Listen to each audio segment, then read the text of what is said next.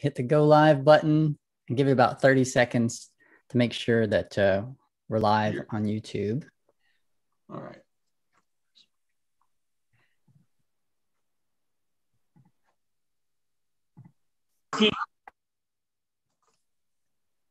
Oh, yeah.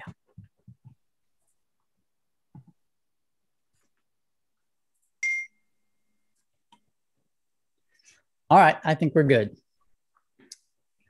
Well, thank you all for coming. Welcome to Truth Seekers. I'm Scott Walton. My brother Jody Bishop and I, we are the disciples of Yahweh in Christ. The purpose of this meeting is to teach Christians apologetics so that you can share the gospel, whether that's in witness or evangelism encounters or missions, whether that's a brief mission trip or a long-term stay in a country overseas. And we are a new ministry. We do ask for your support. Please pray for us and visit our YouTube channel. And we now have a Facebook page. I'll give you the details of that in the description box here in YouTube and at the end, near the end of this video. And now today we have a very special guest speaker. I'm very excited because we're finally going to have some questions answered because we have Joseph Smith Jr., the prophet of Mormonism, is here. Isn't that you, sir? I don't use that name, by the way. Oh, that's why you don't use the name. I've always been called Jay. Okay, well, that's interesting. But I heard you say that one time on one of your videos, and I thought that was amusing. Okay, wrong guy. Good. We don't have false prophets here on our show. But here to give a serious introduction to our guest is Brother Jody. Well, thank you. We've got a very great man of God, a very great legend. I mean, he was actually our first person from India. I mean, he was actually born in India, so that's really cool there. I really love that. He was born from, missionary parents in India, and I think his grandparents were missionaries. He's got a program on YouTube, Pathfinders, and we really appreciate his ministry on YouTube. You need to Fander Films. Fander Films. PF, yeah, not Pathfinders. I'm not sure who they are. Oh, okay. Sorry about that. But we really appreciate his ministry. He's also a great teacher. He actually came to England to speak on Speaker's Corner. I would love to join him there one day on Speaker's Corner if he goes back. And then he came to America. So we're glad to have Brother Jay. He's a great man of God. So let me introduce you, Brother Jay Smith. Hello, Jody. Nice to be here. Listen, it's great to meet you guys. Finally to hear and actually participate on your program. Thanks for inviting me. And of course, the topic we're going to talk about today is not only controversial, it's confrontational. And that's what I do. I'm a polemicist, which means I go the opposite direction as an apologist, though I use both. I do apologetics and polemics, and I understand you would like to also get in and start using polemics. Yes, that's true. Oh, are we? Oh. Yes, I want to learn that and learn how to witness to Muslims more effectively. And I think are we going to use the translator on this program? Not that takes too long. We can have subtitles or something like that. Okay. All right. And just tell us, you said Muhammad didn't exist, so let's have the evidence. Okay. This is, you've asked me to talk about this subject, and this is the subject that's probably close to my heart. I really started engaging in this question back in 1994. Let's even back up further. In 1994, I was taking a course at the University of London at the School of Oriental and African Studies.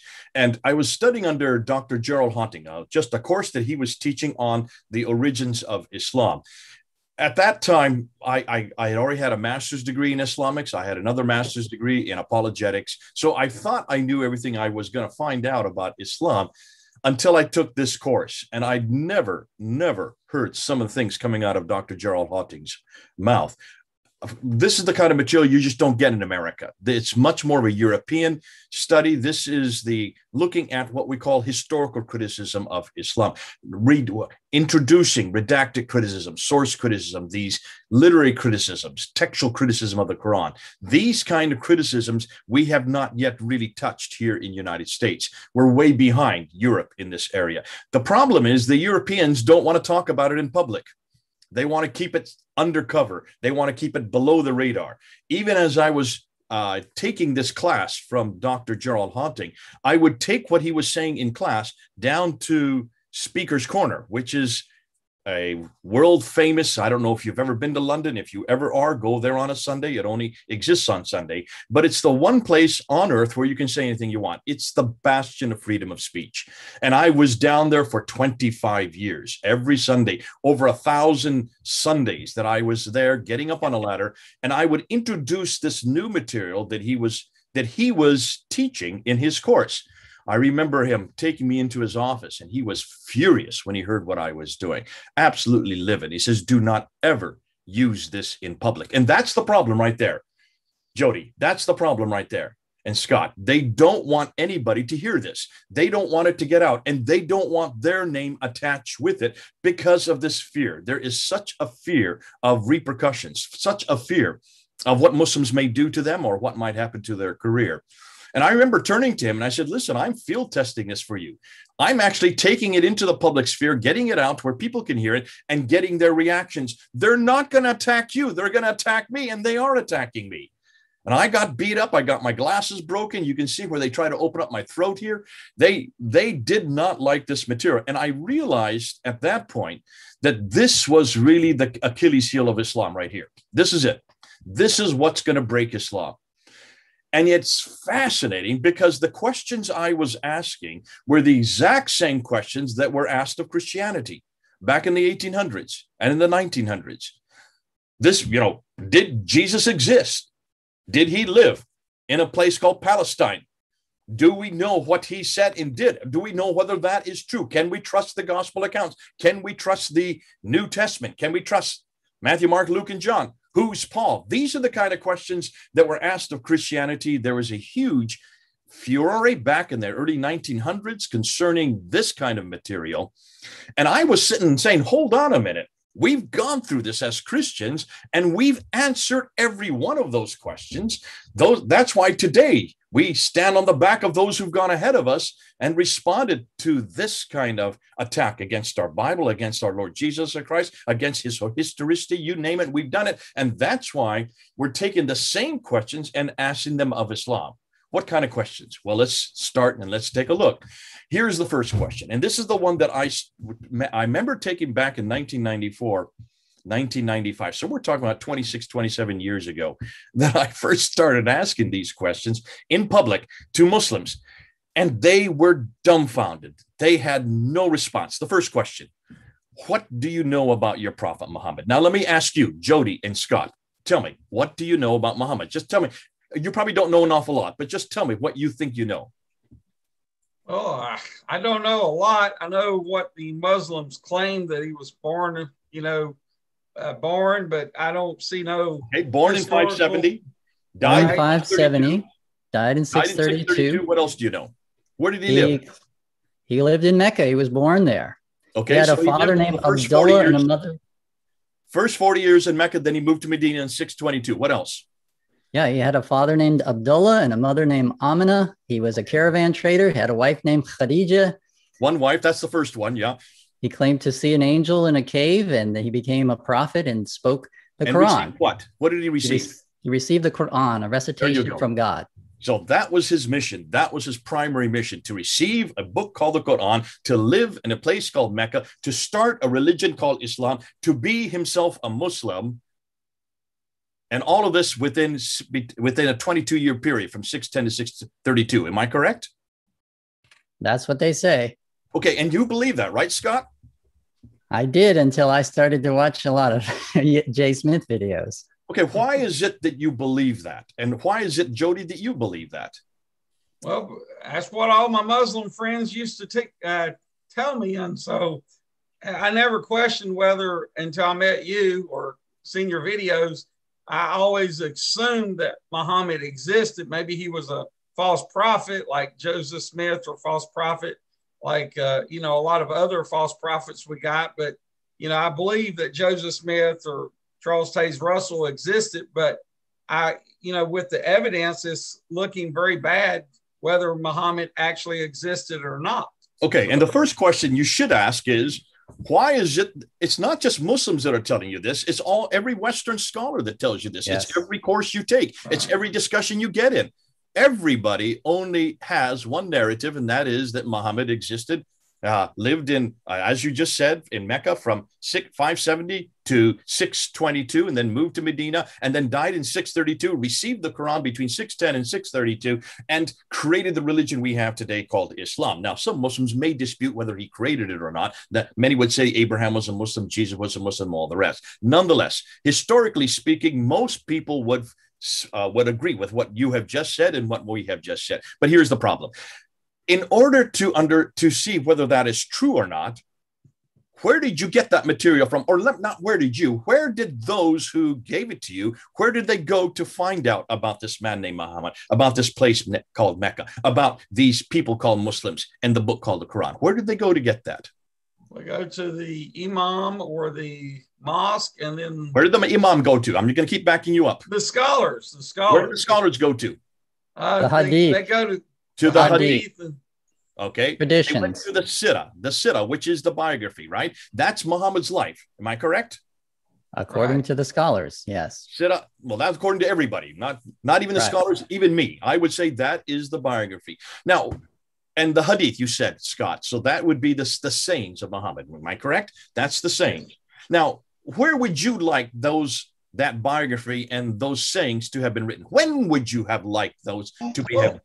And where would you have liked those to have been written? Well, I would, if I was a Muslim and I wanted to believe Islam was true, I would want it to be as early as possible, like the Bible, just a few years, like 10, 20 years, or even 30 or 40 years, but not 200 years after supposedly. And the reason you say that is because you want eyewitness account, right? Yes, I want eyewitness account. Yes. Like we have with Jesus. Okay, I'm going to put up a PowerPoint. I'm just going to show you what we now know. I'll do this real quickly so you can follow through with me. You may have seen it before, but let's go ahead and put it up. Do you see the PowerPoint in front of you now? Yes, we see it. All right. Now let's go ahead and let's go to let's just open it up. I'm not going to go through all those areas. This is what they claim. They claim, this is Muslims, and I would suggest everybody who's watching the show would claim that Muhammad was the last and greatest prophet, that the Quran was his revelation, and Islam is the final. Now, they wouldn't all say that, but Muslims certainly would say that, and the conclusion is that the Quran is their book, Muhammad is the man, and Mecca is the place. Now, here's the problem.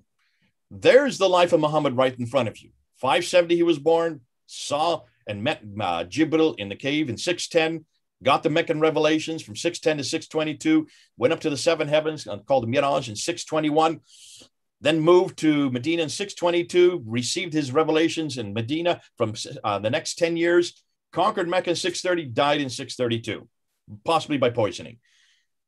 Now, as you look at that timeline, let's put it and let's see where is it. Let's just put it on a timeline so you can see exactly what I'm talking about. There's what I'm talking about.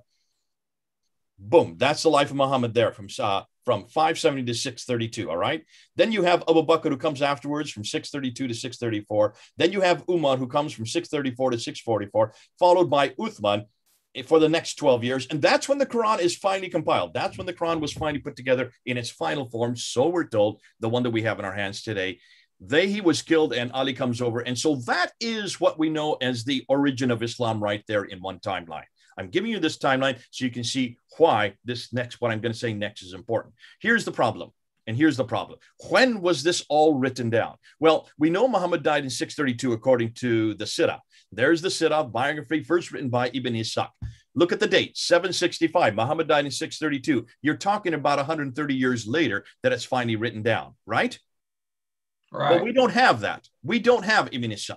We have to go to this guy, Ibn Hisham, to find out really when it was written down. Now, Ibn Hisham died in 833, and he pretty much takes what he likes of Ibn Ishaq and throws away the rest. So let's get rid of Ibn Ishaq. He's not important anymore.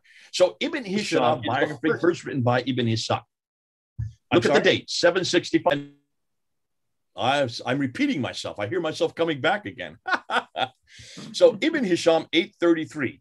Now, after him comes Al-Waqidi. He's the second to write of the biography. Those, look at his dates, 835. What about the sayings that Scott talked about? The sayings don't appear until Al-Bukhari in 870, Sahih Muslim 875, Tirmidhi 884, Ibn Majah in 887, Abu Dawud in 899, and An-Nasai in 915. Can you see the problem? Are you seeing the problem here? We have two other genre of material that we have to look at. That's the tafsir and the tahriq. They don't appear until Al-Tabari introduces them in 923. So what's the problem here? Well, there's 200 years between the time Muhammad dies and Ibn Hisham actually writes it down or dies himself. Now, on top of that, I also want to bring up Abdul Malik, because he is the first one that introduces the name Muhammad. He is the first one that introduces the name Muslim. He is the first one that introduces the name Islam. And he is the first one to have any, what we now know as Quranic text on his building and on his coins and on his protocols. Now, look at him. That's 141 years before Ibn Hisham. However, I want to bring up one more people, and that's the Abbasids. Because almost everything we know about Muhammad, about how Islam began, about the origins, all come from this group. It is the Abbasids who come to power in 749 that give us the Muhammad of today, that give us the place called Mecca, that give us the Hajj and all the 5 different areas of the Hajj. They also give us everything that Muhammad said and did. And that is 84 years they had to get this material ready. It took them 84 years to finally get it correct. 84 years. Are you seeing that? But really, we're talking about 200 years that between the time Muhammad dies and Ibn Hisham, a good 80 more years by the time the Abbasids finally give us the man we're talking about, because we don't really even know who he is during the Umayyad period, which is during the time of Abdul Malik. He just introduces him. Now let's look at all these. Let's look at where these guys who gave us this Muhammad and tell us about Islam, look at where they lived. Well, there's Mecca and Medina. According to standard Islamic narrative, everything's supposed to have taken place in Mecca and Medina, right? That's where the 2 green circles are. Yet, if you look and see where all the traditions were written, well, they were all written in Baghdad, which is a good 1,800 kilometers too far north. Basra is where Ibn Hisham is from. Basra, but he lived in Cairo, did his writing in Baghdad. Cairo is 1,600 kilometers further away. Basra is 1,800 kilometers away. When you look at Al-Bukhari and all the sayings of the Prophet, he is from Bukhara, which is Uzbekistan today. That is 4,200 kilometers away. When we look at Al-Tabari, he is from Tabaristan in what is today Iran. That's a good 2,800 kilometers. Can you see the problem? Look at the map. Are you getting the reason why we're bringing this up? Now, none of the traditional writers who wrote the traditions, who wrote about what Muhammad did, what he said, how Islam began, about the Quran, none of them lived or worked in Mecca, Medina. They were much to the far in the north of Medina, Mecca, and they came from the west and the east of Baghdad. All of these northern areas are where the Abbasids originated from. Let me just put it under perspective again. There's the Islamic traditions say it happened to those 2 cities. Now, yet all of the traditions worked of those who wrote them worked in Baghdad, 1,800 kilometers away. All of these areas are Abbasid. More than that, take a look at the bottom of your screen. Can you see where the traditional writers are on a timeline? They don't appear till 833, 870, 923. Conclusion, they all wrote the material hundreds of miles too far away and hundreds of years too late. And that's what we're getting at. And we're saying to people, you've got to wake up. Now, let's ask the same question of Christianity, because we've got the same thing. Christianity was written between everything we know about Christianity, about who Jesus was, what he said and did, was written within 15 to 60 years of the times that they took place in the same period and in the same place. Let's put it on a timeline. Like I've just done with Islam, let's do it with Christianity. Now, I'm going to get some of you upset. I know, Scott and Jodie, you may not like the dates I'm going to give you. I'm giving you the most liberal dates I can. All right. I'm not going with conservative dates now. I'm going with the most liberal dates. I'm doing this on purpose. So Jesus dies in 33 AD, right? The book of Acts, the Tahriq, that would be the equivalent to their Tahriq, which would be the history of all mankind. We have the history of the early church written by Luke between 52 to 62 AD. So that's within 20 to 30 years of Christ's death, the book of Acts is written. Paul's letters, they begin in 15 years after Christ's death, between 48 and 65 AD, when he was finally killed. That's when the tafsir, that's the commentaries. Paul's letters are like the commentaries of Muhammad's life. So you have the commentaries of Jesus' life and what he said and did, and how it was to be unpacked and used, how it was to be used in Ephesus or Philippi or Corinth. So those are Paul's letters. Now let's look at the actual Sirah and the Hadith of Jesus. So the Sirah would be the biography of Jesus, and the Hadith would be the sayings of Jesus. The first written by Mark in 70 AD, that's 37 years later. Matthew and Luke come along later at 80 AD, that's 47 years later. I'm using the most liberal dates I can. And then John comes even later, about 90 AD, that's 57 years later. Now, look at that, just look at those dates. Notice that everything we know about what Jesus said, what he did, about the history of the church, and about the commentaries are all written within 60 years of Christ's death. And all of the New Testament writers lived in the same place Jesus lived, and they either knew him personally or they got the material from others who saw what he did and heard what he said. Now, that right there is the problem. That right there is the problem. Are you getting that, Scott and Jody? It's that yes. No Muslim wants to talk about, and the Muslims are finally understanding that if you're going to look at Muhammad, you've got to do the same thing I've just done with Jesus Christ. You've got to put and say everything you know about this man, everything you know what he said, everything you know what he did comes from 200 to 300 years later, and they come from way up north. Why in the world are we trusting them, especially when we go back to the 7th century? We need to go back to that time period. We need to go back to that place. We need to go to Mecca and Medina and see what we can find. And guess what we can find? Zero. There is nothing about Muhammad in the 7th century that we can see until 692. I lie, 691. Let's put it a year earlier. There is nothing, no reference to Mecca at all until 741. That's the mid-8th century. We can't find any of these Qurans that these Muslims are talking about, these Qurans that were written first by Abu Bakr in 632, the Quran that was finally written by Uthman in 652, sent to 5 different cities. We've gone to those 5 cities. 2 of those cities didn't even exist in 652. Mecca and Basra were never there. Kufa could have been there, although it was called Hira at that time and it wasn't Muslim. So can you see the problems here? All these enormous difficulties. So we're looking for these Qurans, and we can only find fragments, and even the 63 fragments that the Muslims have come up with from 621. That means prior to 621, 34 of them, no one's done any study on. They're just pulling them out of thin air. 10 of them come after 621, and the others that are left over, the other 30, the other 20, we have no idea. There's so much speculation that no one can come to any agreement. So can you see that is desperation? That is desperation. The claims the Muslims have been claiming for 1,300 years. You notice I'm not saying 1,400.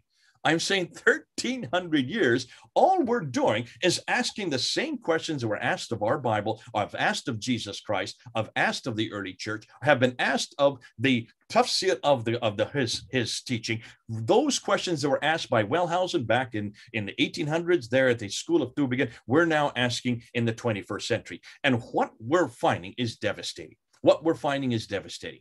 We now know that there was no place called Mecca. Just take that one. That one's the one that I introduced back in my first debate in 1995. 1995, I was debating Dr. Jamal Badawi at Cambridge University. My first debate I've ever done. I was never trained to be a debater. And I gave 10 historical questions. Every one of those 10 questions I got from Dr. Patricia Kroner at Cambridge University. She was the one that introduced me to this material. I was in her office the week before, and she went right through and listed what I should say, what I shouldn't say, how better to say it, or what things I could actually support. And I took those 10 questions and I asked him there at Trinity College on, I think it was in either September or August 1995. So we're talking about 26 years ago. The major question I asked him is this: where's Mecca? Why is it none of the Qiblas are facing Mecca? Now, see, this is before Dan Gibson even came out with his book. I knew this before Dan Gibson did. And I didn't know it before him. Sorry, that's not quite true. He knew it before I did, but he hadn't gone public with it yet. We knew this because Patricia Kroner had asked this. She asked this way back in 1977.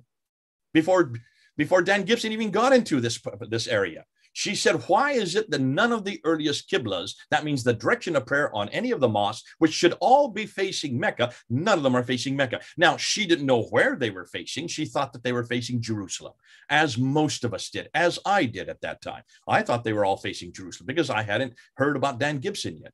Dan Gibson was the one that corrected us that, but he didn't get his book written until 2011. And he finally didn't get this book here written until 2017. And this has blown it out of the water. This book has blown it out of the water. Every one of you needs to get this book, Early Islamic Qiblas, full of pictures and timelines and graphs. It's really colorful. And it just destroys any notion that there was anybody who knew about a place called Mecca. They just did not. And you can see why. Just look on a map. If you look on a map, you will see why. There's nothing there. There was nothing there. The trade route that Montgomery Watt back in the 1900s made famous, suggesting that all the trade went through Mecca, and that was why it got its importance. Dr. Patricia Crone blew that out of the water in 1987 when the first thing she did is say, look at a map from 7th century. There is no place called Mecca on any of these maps.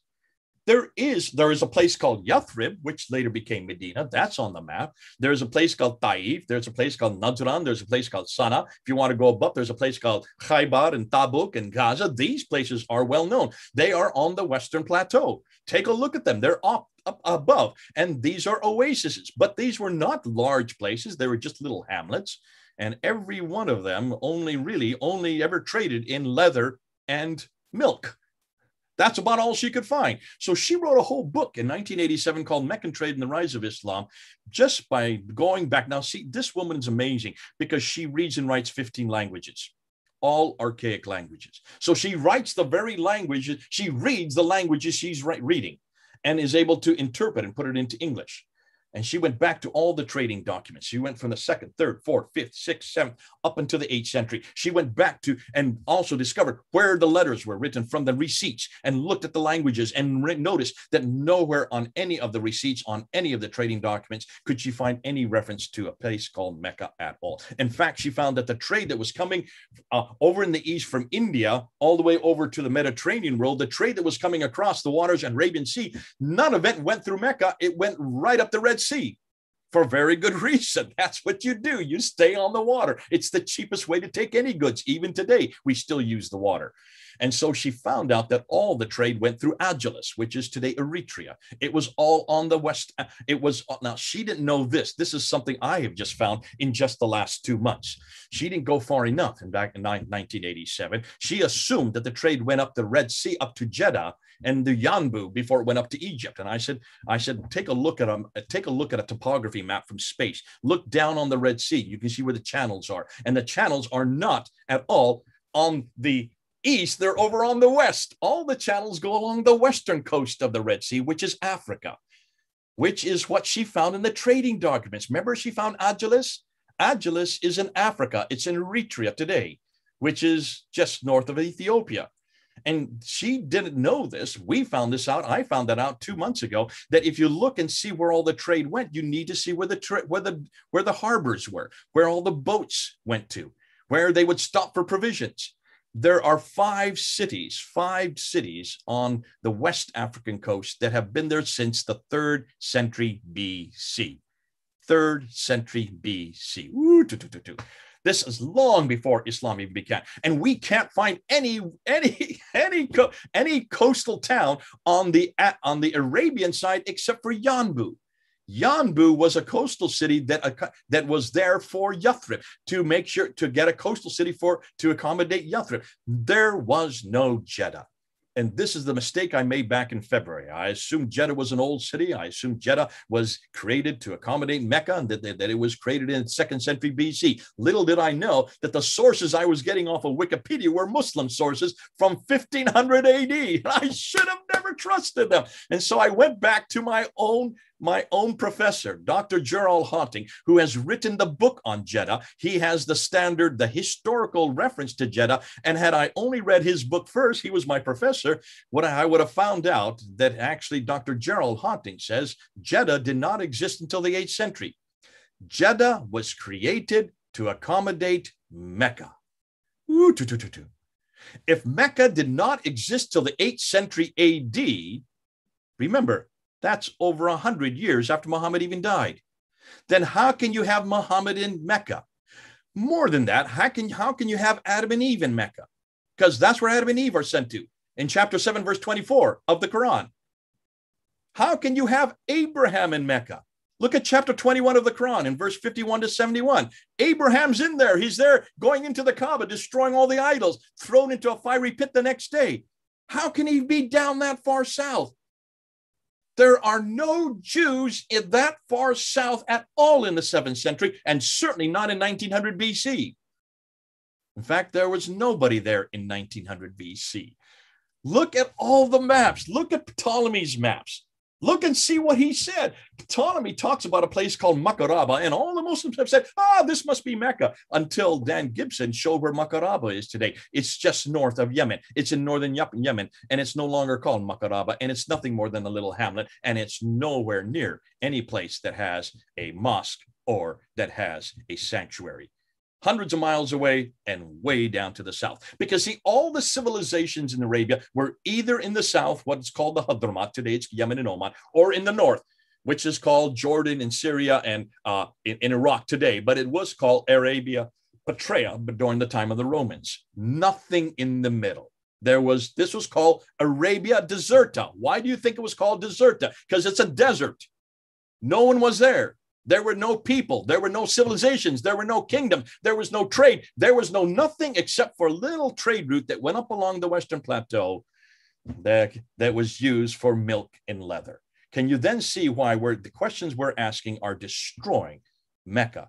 Because if Mecca isn't there, then what are you going to do with Muhammad? What are you going to do with Muhammad? Scott, how would you answer that? You can't have a guy born in Mecca if there's no Mecca at the time you're born. You can't have, if you're not have Mecca. And then the next thing is, what about Muhammad then? What do we know about Muhammad? Whoa. Now, this is just almost every day now. I've just put up a video a day ago, just a video on Fander Films. Already 21,000 people have watched it in just one day. Why are so many people breaking all my records? I've never had this many people watch one film, one video, 16 minutes long in just a 24-hour period. Why? What's going on here? Look and see what we're finding. And what we're finding is what Luxembourg found. This guy found. We're looking at the Quran.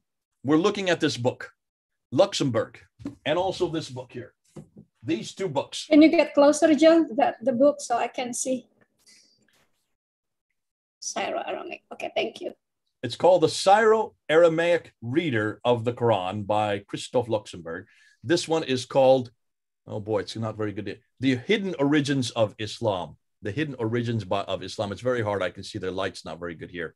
And that's edited by Karl-Heinz Oleg and Gerd Twin. But it's Volker Pop it's an edit of many different people who have written there. Volker Pop is the one you need to read, and also Karl-Heinz Oleg. And what they're saying is this. When you look at the Quran, there's a number of problems. First and foremost, the Arabic in the Quran is the wrong Arabic for Mecca and Medina. Because the Arabic that was used in Mecca and Medina in the 7th century, if there was a Mecca, we know there wasn't, but there was a Yathrib, let's say with Yathrib. Then the Arabic that was used there was Sabaic Arabic. Sabaic Arabic has diacritical marks. Isn't that interesting? Stop and think that through. It has diacritical marks. The Quran, however, if you look at all the earliest manuscripts, if you look at the Quran, the earliest manuscripts, here's one right here. This is considered to be one of the earliest manuscripts. This is the Topkapi manuscript. Can you see it there? There are no dots in it. Can you see it? This is the Topkapi manuscript. Yeah. It's so much different than the Quran now. This is the Topkapi manuscript, which is one of the 6 major manuscripts. By the way, you can't buy this anymore. This is over 400 pounds when I bought it. This manuscript is from the mid-8th century. It's about 749 that is now being dated. It has no dots above and below it. I lied. There are some dots in red. Let me see if I can give you an example. There, you can see some dots. But these were added at a later date. There's a dot there. There's a dot there. There's a dot. You can see they're in a completely different color, proving that they were added at a later date.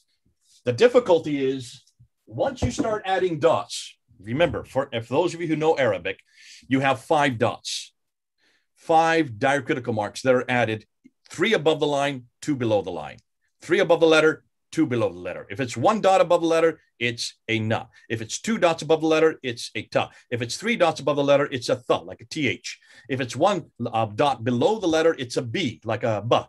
And if it's 2 dots, it's a ya. So it could be na, ta, tha, ba, ya. 5 different letters. But those dots didn't exist in the 7th century in the Quran. Therefore, but dots did exist in Sabbaic Arabic.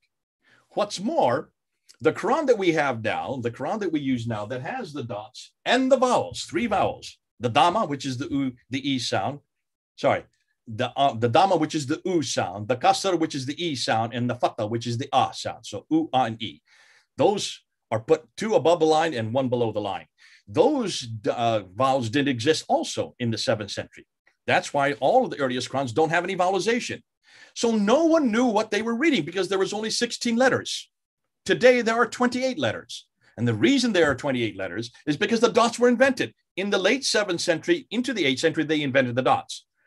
What Arabic, therefore, what Arabic only had 16 letters and had no dots and vowels? Do you know the answer? No, I don't know the answer. Nabatean Aramaic. Nabatean Aramaic is the Arabic that had no dots, no vowels, had 16 letters, also had the dot. Now this is only for people who know Arabic. The Aleph Maksura and the Dagar Aleph, and the Aleph Maksura, the Tar Marbuta, and the Dagar Aleph, and the definite article. Those 4 things all existed in Nabatean Aramaic. Those 4 letter endings are all found in the Quran we use today, in the Arabic of the Quran we use today, but does not exist in the Sabbaic Arabic.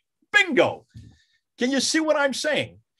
Proving that the Quran did not come from Mecca, Medina. The Quran that we have in our hand today all came from up north, from the Nabatean area. Where is the Nabatean area? Try Petra.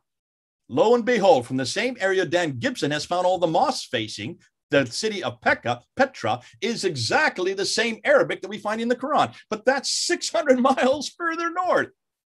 Oh, they get into so much more than that. Then you have this guy come along, Christoph Luxemburg, and he shows that almost all of the Quran, the Arabic in the Quran, or not the Arabic, the writings in the Quran were first written in Syro-Aramaic, which comes from Syria. Syriac is another name, what we call Syriac today. It's that Syriac that the Christians used at that time. All the Christians in Damascus, all the Christians coming down to what is today Petra, they would have used a secondary form called Nabatean Aramaic, and Syriac Aramaic are both similar types of Syriac. And it's the Christians who wrote them, who then had them written out. The Arabs then took them and put them into what is today called the Quran. But as they put them into the Quran, they started changing it because of the fact that the dots and the vowels started to be invented. So by the time of the 8th century comes around, when they're incorporating all these stories of Jesus, all these stories of the prophets, and you see the prophets all the way through the Quran. There's 24 of these prophets in the Quran. These stories are all borrowed out of Syriac writings and Jewish apocryphal writings. You put the 2 together and you get the Quran. When you look at the Quran and you go back to the Syriac, suddenly you realize that most of the references to the praised one, in fact, almost every reference to the praised one is Jesus Christ. Now, who is the praised one in the Quran today? Muhammad. His name, Muhammad, means the praised one. It is not a name. It's a title. It's a title. The praised one. It's what all the people call themselves. All the prophets refer to them, but especially the Christians refer to this character, the praised one, as Jesus Christ. And it is Jesus Christ who gets into the Quran as Muhammad, who then is made a man called the Prophet Muhammad by the Abbasids.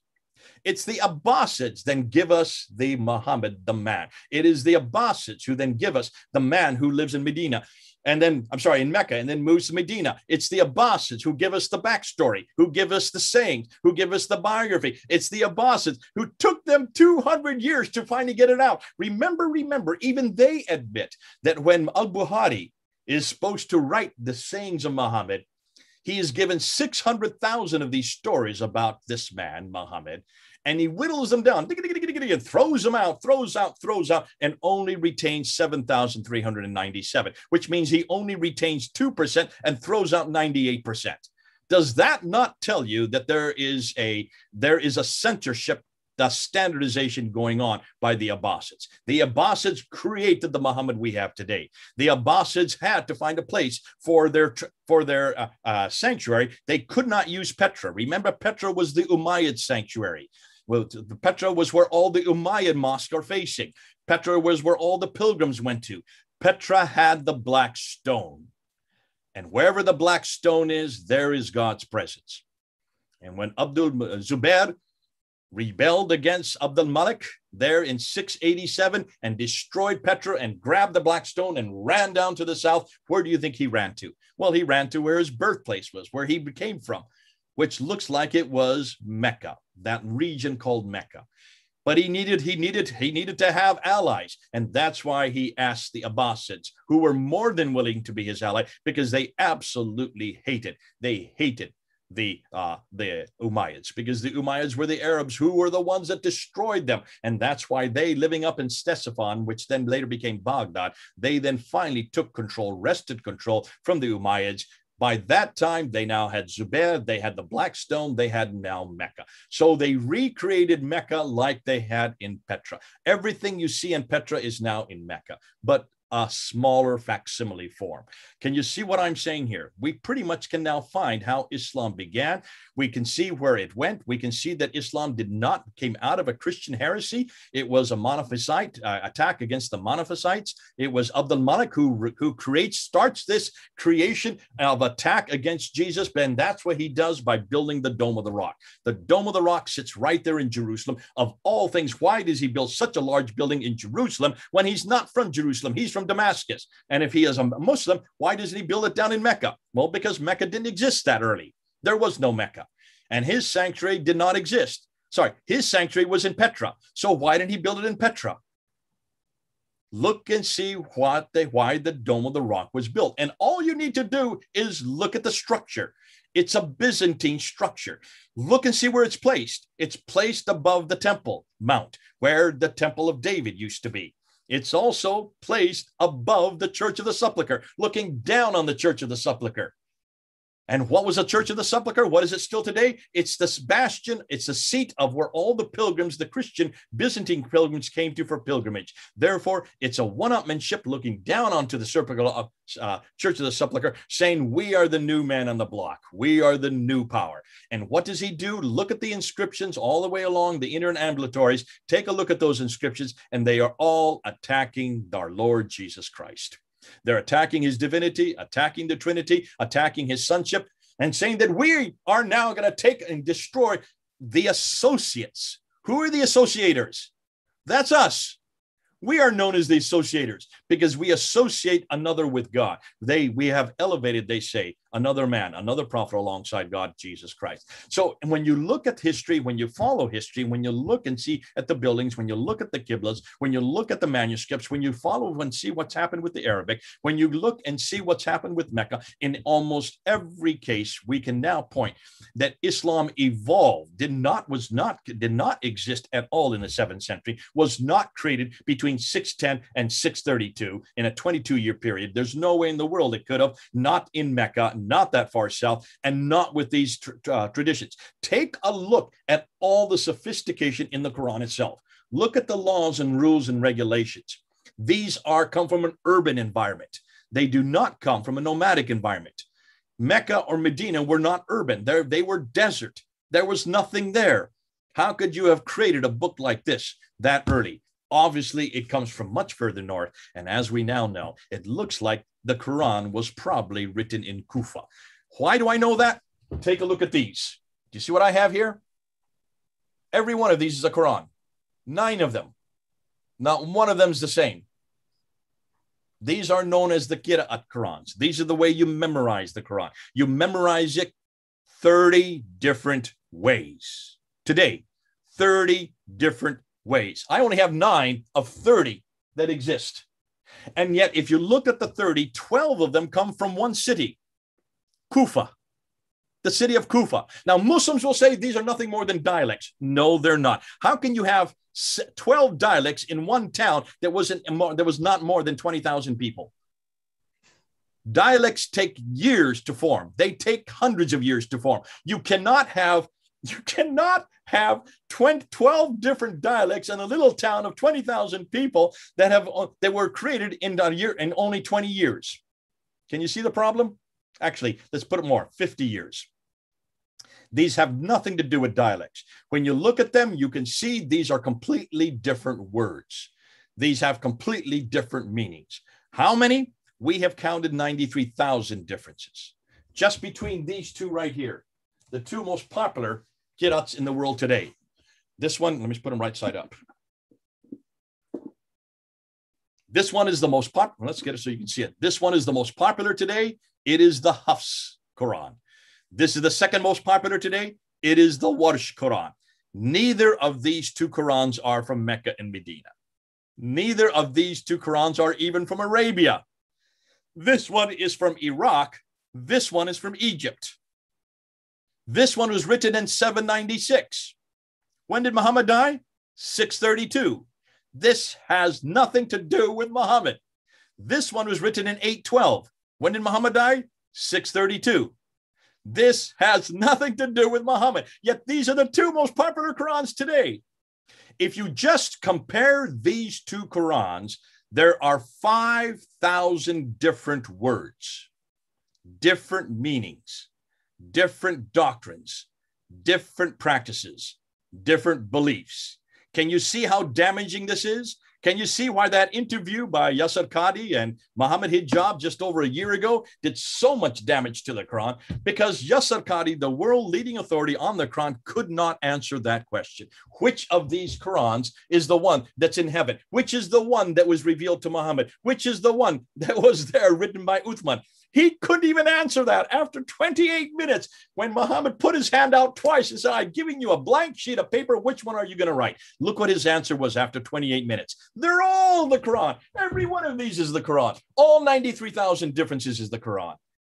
Can you see why he has become a laughing fool? Yet he was honest. He was actually being honest. He was the first one that admitted it in public that this has been the most difficult problem for Muslims for the last 1,000 years, because no Muslim can now say that the Quran has been preserved. Not when you have 30 different Qurans, all in Arabic. None of these are translations. These are all supposedly original Qurans. Thank God we don't have this problem with our Greek manuscripts. Thank God we don't have this problem with the Bible. We don't even make these claims because, see, Muslims, every Muslim has to make the 4 claims. That the Quran is eternal. Number 1, that's chapter 85, verse 22 of the Quran. That the Quran has never changed. That's in chapter 10, verse 15. That's in chapter 18, verse 27. That the Quran is guarded by Allah himself. That's in chapter 15, verse 9. And that since the Quran was written down and finalized by Uthman in 652, not one word, not one letter has changed. Can you see what we've done in just the last year? We have destroyed the Quran. We are destroying Muhammad. We've destroyed Mecca. Without Muhammad, without the book. That means without the book, the man, in the place, the book and the man in the place, we are bringing Islam to its knees. And all we're doing is asking the same questions that have been asked of Christianity, which means we are the best place to ask these questions because we've answered them all for the Bible and Jesus Christ.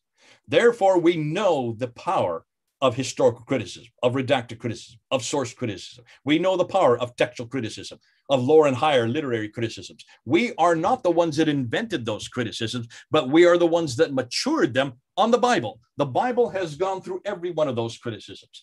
This book has broken every one of those criticisms. It is the only one that has been asked them. It is the only one that has not been found wanting. It is the only one that has answered every question. Thank God for the Bible. And thank God I don't have to defend this book. Thank God I don't have to defend the man behind this book, nor the place behind this book. Thank God I want to see this book come crashing down, because, folks, we need to bring him home. We need to bring him home. Now, I'm sure you have lots of questions. Throw them at me. I'll try to answer them as best I can. Well, okay. Thank you, Jay. I just want to say that I'm thankful to everyone for being respectful in the Zoom meeting. I'm going to ask that you please raise your hand if you want to ask a question live, and I will call on you. Or if you want to put your question in the Zoom chat or in the YouTube chat, depending on where you're at, I'll read it out. This is a moderated meeting. It's not a free-for-all. So please look for that raise hand button on my screen. It's on a reactions menu. It may be somewhere else for you. And if you have a question that you want to ask live, do that. But let me start with a question. Jay, I want to focus back in on the person of Muhammad. You mentioned there were coins and inscriptions around 691 that we see with the word Muhammad on it. But we're not just looking for that word, Muhammad, which is a title. And even if it's a name, many people can have the same name or the same title. We're looking for a particular Muhammad with, these parents, Abdullah and Amina, who was a caravan trader, who had this wife, Khadija. This particular man, when do we get his history first appearing? 833. 833. We have nothing before 833 on just what you've said, because those 200 years later, those all appear suddenly out of thin air from Ibn Hisham. Now stop and think that through, Scott.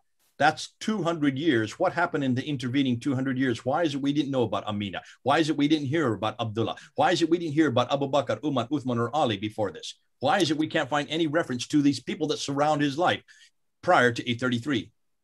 Yeah, that was going to be my next question. Muhammad had these companions, the Sahaba. I can never find an exact number. Some say 100, some 150. Why didn't any of the Sahaba write anything down? Muhammad had 11 to 13 wives. Why didn't the wives write anything down? Muhammad had this tribe, the Ansari, a big group of people. Why didn't the Ansari write anything down? What about surely his enemies were upset with this person, Muhammad. Why didn't they tell us, I'm upset with this person, Muhammad, and all that he's doing? He was this great conqueror. Where is the written documentary history of this?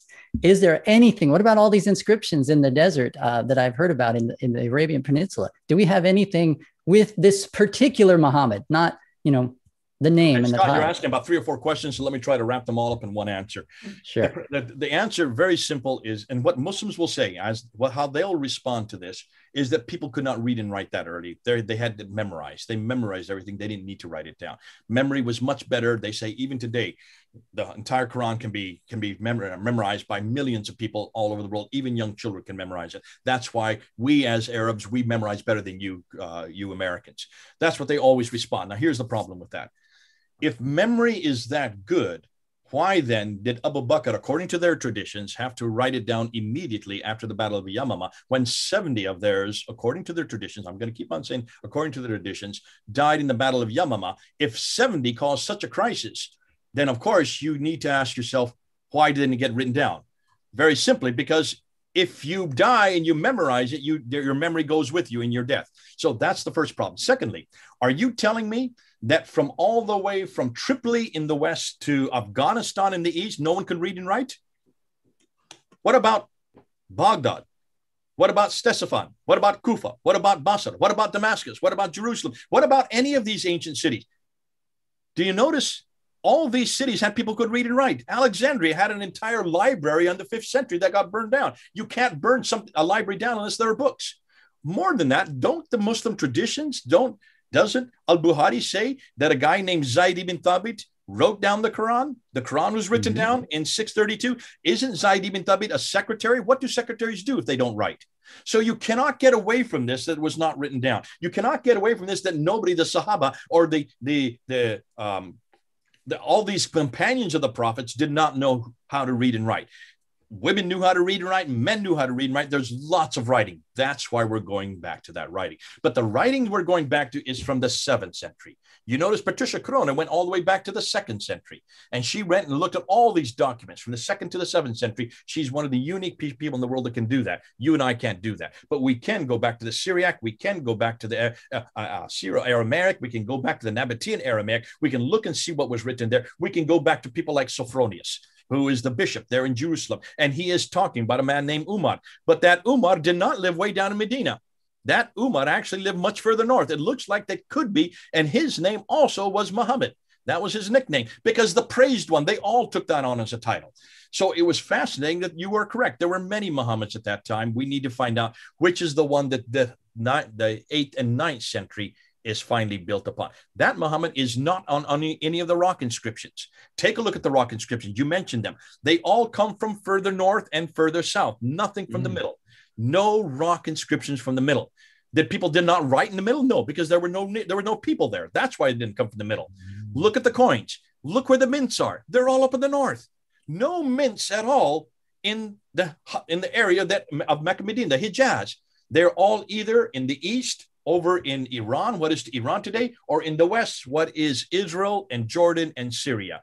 And take a look at those coins. See, the beautiful thing about rock inscriptions and coins, Scott, is that both of them do not deteriorate. They don't disintegrate. They are as pristine today as the day they were minted, almost as pristine. And when you look at them, you will notice that all the coins in the West, have crosses on them, that the different leaders have crosses on them. Muawiyah has a cross above his head and he's holding a cross. How can Muawiyah, who comes to power in 661 and rules to 680, for the 20-year period, he's supposed to be the first Umayyad caliph. He's supposed to be a Muslim. He says nothing about Muhammad. He has a cross above and below his head. The coins that he mints in the East all have Zoroastrian fire altars. Nothing about Muhammad, nothing about Islam, nothing about the Quran, nothing about anything that we should know about being Islamic. And that's why we're questioning it. When you look at the artifacts from the 7th century, when you look at the rock inscriptions, Muhammad is introduced in 690. He becomes, the traditions about him start to be introduced on the rock inscriptions in about 620. In about 630, he actually becomes a prophet. That's when he's introduced as a prophet. That is 730, though. That's 100 years after Muhammad died. Did I say 630? I meant 730. 730 on the inscriptions, he starts to take on the form of a prophet, a man. By 740, you then get the 5 pillars introduced. So you're starting to see the religion starting to be introduced. By the time the Abbasids take over in 749 and then destroy everything Umayyad, they then bring everything down further down south, down to the Hijaz. And that's why then Mecca then takes on importance. But that doesn't happen until about 750, because then after 760, and 770, all the other mosques start to face Mecca, but not until the Abbasids force them to do so. And it's not till 800s that finally all the mosques are. I think it's 822 is the last date that we find a mosque that's not facing Mecca. That 822 is about when the biography is then written, because once you have the book and the man in the place, then you need to have a backstory. And once the backstory is written by his biography, that's in 820. Then you get the sayings. That's in 870. And then you get the Tafsir and the Tariq. That's still not till 923. So can you see this is all evolving and it's all taking place? You asked the question, Scott, why is there nothing there? There was lots there. It was all destroyed. It was all destroyed by the Abbasids. So we have nothing from the Umayyads except these inscriptions, which they couldn't destroy, except the coins, which they couldn't destroy, except the mosques, which they couldn't destroy. That's the beauty of it. And it's if we aren't going to cry out, the rocks are going to cry out for us. Haven't I heard that before? And it's where by looking at the rocks, by looking at the coin, by looking at the inscriptions, by looking at the buildings that we're recreating how Islam actually began. And it had nothing to do with a man named Muhammad. It had nothing to do with a place called Mecca. It had nothing at all to do with the Sahaba, because even these Sahaba that you're talking about, the reference for their names comes from the 9th and 10th century. Nothing comes from earlier. Bingo, you've got a problem. I mean, you don't. Islam has a problem. Wow. Yeah. Thank you. I have 2 questions from our guests that are related to this one that I just asked and are similar questions. So I'm going to put them together. Predicator said, so who was actually the person named Muhammad told in all the stories in the Hadiths? And Strong Tower asks, was Muhammad a fictional character based on a real person? Yes and no. He was not. He wasn't based on any person that we know from the 7th century. There was nobody who lived in Mecca who did what he did or said what he said. That we can pretty well say is fictional. However, as you can see, let me just give you an example. This has been done many times before. Robin Hood. Do you know who Robin Hood is? Yes, sir. King Arthur. Do you know who King Arthur is? King of Britain. Did he have a court named Camelot? Yeah. Did he have a round table? Yeah, and a sword that he pulled out of a stone called Excalibur. And also, all these knights. Do you know of any reference for him historically? No. Zilch. Can you see the problem? Even someone as late as King Arthur, we've all grown up with King Arthur. We've seen movies about him. We've seen Disney has done all kinds of cartoons. We all believe King Arthur exists. There was no person called King Arthur, but you have all kinds of backstories about what he said, about songs that he sang, about Guinevere and all about all the great knights that he had. Sir Lancelot and Sir this and Sir that and Sir other, all these different sirs, all of them are fictitious. Yet, ask any child or ask any of, in fact, except for you, Scott, I imagine many of the people who are listening think that King Arthur actually existed. This is all historical. Robin Hood did exist, but did he live in the Sherwood? Possibly. Did he do what he did? No, this is all fiction. And this is what happens, especially if it's religious a character, if it's someone who becomes the model for all of mankind, if he's the arbiter between man and God. Can you see an enormous amount of fiction? It is fiction is then introduced about him. Now, the next question you're going to ask, well, then why is it so embarrassing? It's not embarrassing to Muslims. It's embarrassing to us because he's nothing like Jesus. And we're looking at all these embarrassing stories in the Hadith, in the Sirah about Muhammad and saying, how could they have written this when they're not thinking? You're not thinking as a Muslim. Because when I ask Muslims this, they say, so what's the problem? Where's your beef? So he went to bed with 30 women in one night. Ooh, the guy was virile. So he married a woman when she was only 7 years old. That's exactly what I would expect a man of 53 to do. Because that's what we must have. A prophet must be able to marry anybody he wants. So he has 12 women at one time. 12 wives at once, though it says in the Quran you can only have 4. He's a prophet. He is elevated way above anybody. They don't see this as a problem. They don't see it. So he was seduced by Satan for the satanic verses. Yes, but then look and see what happened. He was able to conquer that. So he had delirium and he had all these epileptic fits. Yes, but do you see what happened later? Every prophet has crisis, but they come out of the crisis and God helps them and they defeat the crisis. Same with Muhammad. See, these are not embarrassing stories for Muslims. And for 20 years, I was doing what David Wood did and Sam Shamoun did, going and throwing all these barbs against Muhammad. And I wasn't getting anywhere because the Muslims were trying to understand why I was saying this. They thought it was hate crime. They thought I was being Islamophobic. I would be called Islamophobe all the time, a hate preacher. And I was. I mean, it's that close to hate preaching. The problem was they didn't get it because they don't see any of these as problems since every one of them began as problems, but then were reduced to a great story, a great prophetic story, how God came and helped him get over these problems. And that's exactly what a prophet of God would do. And don't we also see that in also all of our biblical prophets? Don't all of our biblical prophets have a crisis? Don't they have a weakness? And then don't they overcome that weakness through God's help? And then because of that, become stronger because of it? Yes. So why don't we be careful about all these barbs we're throwing out against Muhammad? I would rather say, let's forget about all these stories that were created in the 9th and 10th century. Let's go back to the 7th century and let's destroy this man from history because then they have nothing to fall back on.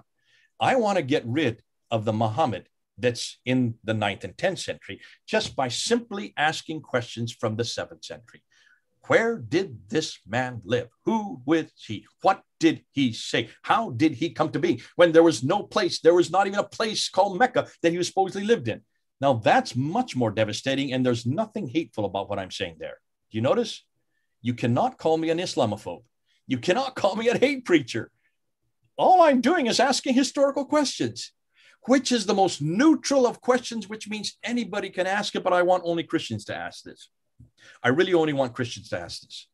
I know a lot of atheists love to use this material, but I say to the atheists, please don't use it because you have nothing to give them. You have no alternative. You have no antidote. you have no answer. We are the only ones that can destroy the Quran and offer them the Bible. We are the only ones that can confront Muhammad and offer them Jesus Christ. We are the only ones that can destroy the place called Mecca and offer them the celestial kingdom. Amen. We are the only ones that can bring them home. That's why, folks, we are the only ones that really should be in this debate. We are the only ones that really should be taking this to them. You're not going to be hated because of this. You're not going to be you will be harassed. Of course you will. But you're not going to be put in prison because of being an Islamophobe, not with this material. And that's why I say we need to start using this material, because we understand it best and we are the only ones that have an answer. Hope that answers your question. So it seems like what you're saying is even the Quran says, ask the people of the book. So they should be asking us. Chapter 10, verse 94, chapter 21, verse 7, chapter 4, verse 136. Just go. If you have any question, come to us. Come to the people of the book. Why? Chapter 5, verse 46 and 47, and also verse 68. Oh, Christians, we're to go back to our book because that's how we're to measure what we meet. So even we are told by the Quran to go back to our book. So come on home. Come on home. We got the bigger, the better book. Right. What do you think the odds is that maybe this religion started out as a Christian cult? Have you ever been asked that or? Yes. And I would suggest the odds are getting better and better. I mean, this is the thesis behind this book here. It's also the thesis behind this book. And that is, if you look at, see what Islam came out. I mean, Patricia Cruz asked this question back in 1977 with her book called Hagarism, where it came from a Hagarian cult, from the person called Hagar, the mother of Ishmael, this Ishmael cult. Now, what we're finding is, looks like much of that area, once the Byzantines had destroyed the Sassanids in 622, interesting date, isn't it? 622. Then they, of course, took they threw on the mantle, this oppressive mantle off the Arabs that were there in what was known as the Ghassan and the Lakhmid areas. Once the mantle was thrown off from all this oppression, these Ghassanids, these Lakhmids wanted to start ruling their own kingdoms, but they had all these little kingdoms. It wasn't until Muawiyah brought them all together in 661. So what was happening there? Well, you can ask, who were these people? These were Christians. Many of them were Monophysites. Some of them were Nestorians, but there were different factions of Christians. So you can see there was this internecine fighting going on in the 7th century. And that's why when you finally get to Abd al-Malik, who is the caliph, he then is the largest ruler. He is known as the great Arab reformer. He then plants his name and his shahada on his coins, on the Dome of the Rock, and on the protocols in 691 and 692. So he is the first to then say, this is the religion we're going to follow. Now, when he's saying La ilaha illallah Muhammadur Rasulullah, is he saying Muhammad the Rasulullah? Is that Muhammad this is the prophet, or the praised one is the prophet? To answer that, you should go to the Dome of the Rock. The Dome of the Rock is only referring to Jesus Christ. So when it says the praised one is the servant of Allah, who do you think it's referring to? Well, what are all the other scriptures referring to? Jesus Christ. Jesus Christ. So I would suggest that it looks like, even on the Dome of the Rock, the earliest Quranic material we have, that the Muhammadur Rasulullah, the praised one, is the servant of God. That's what Jesus is called in the Quran, the servant of God. He is known as that. And all the people knew him as that. So you can see that this probably was a Christian sect that was reforming itself.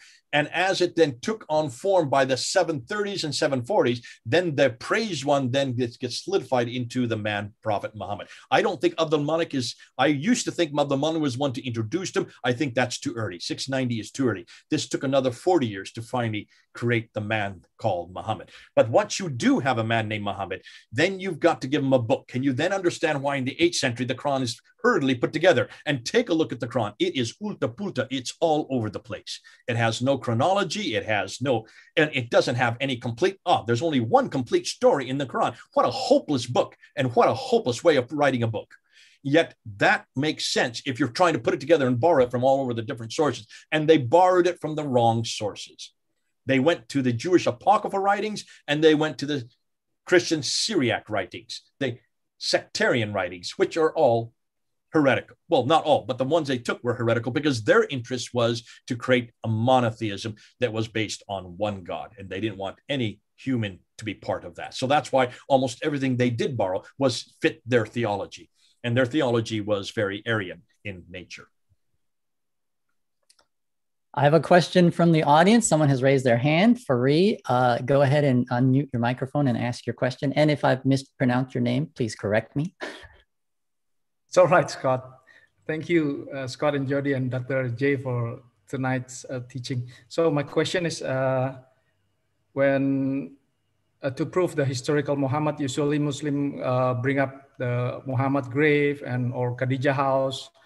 Do you have any information, archaeological information about this? Thank you. Absolutely zero information, because look what they're doing to those very artifacts. They're covering them up with cement. If that was really Khadijah's house and she was the wife of Muhammad for 40 years, why in the world have they destroyed it and covered it up? Bingo. Now, Dan Gibson went to a conference a number of years ago, about 10 years ago, I think it was, maybe it's less.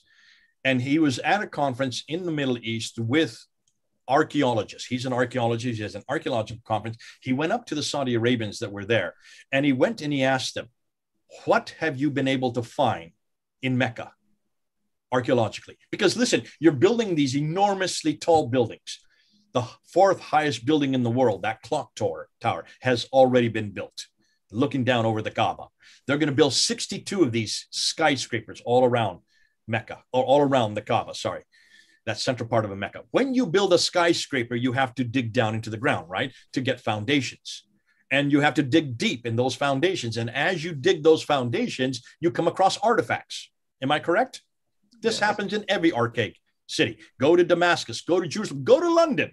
And look what happens whenever they're going to build a skyscraper, the archaeologists show up. Why? Because they want to see what they're digging out of the ground. They have the mechanisms to do so. Archaeologists don't.